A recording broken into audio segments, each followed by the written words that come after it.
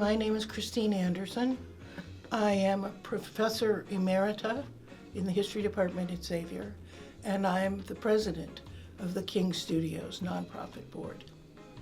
King Studios nonprofit was started in 2007 as a cooperative venture between Xavier University and the Evanston Community Council.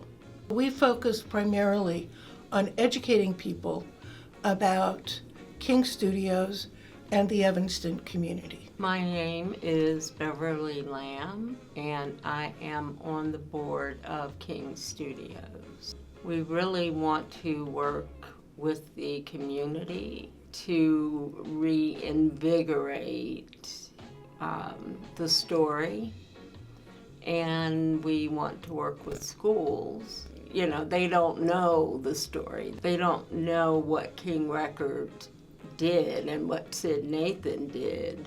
The Purple People Bridge, the pedestrian bridge over the Ohio River, was originally a railroad bridge for the L&N Railroad.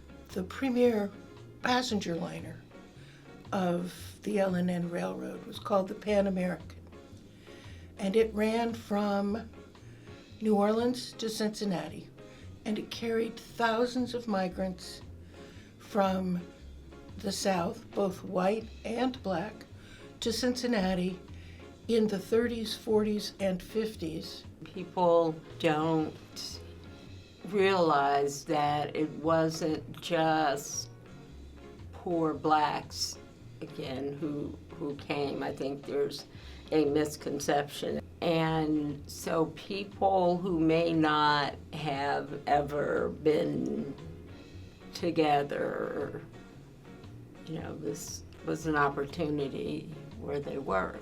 There are 3 songs about that passenger liner. 2 young men whose family were sharecroppers also lived along the railroad line. Their names were Alton and Raybon Delmore. They recorded for King, and they recorded their own song called the Pan American Boogie. They wrote this song that combined their country music with boogie woogie, which is an African American genre.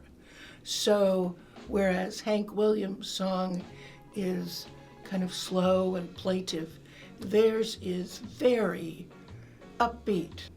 And that was a hallmark of King. That's why King Records was one of the homes of rock and roll, because they put together country and rhythm and blues. It is certainly, and I think you're right, something to celebrate. And so a marker, a celebration when we put up the marker, will be a way for the community to come together and learn this important history. So we have done a lot of research. We have to write the application. We would like to have a video or a website so that people can hear all 3 of those songs.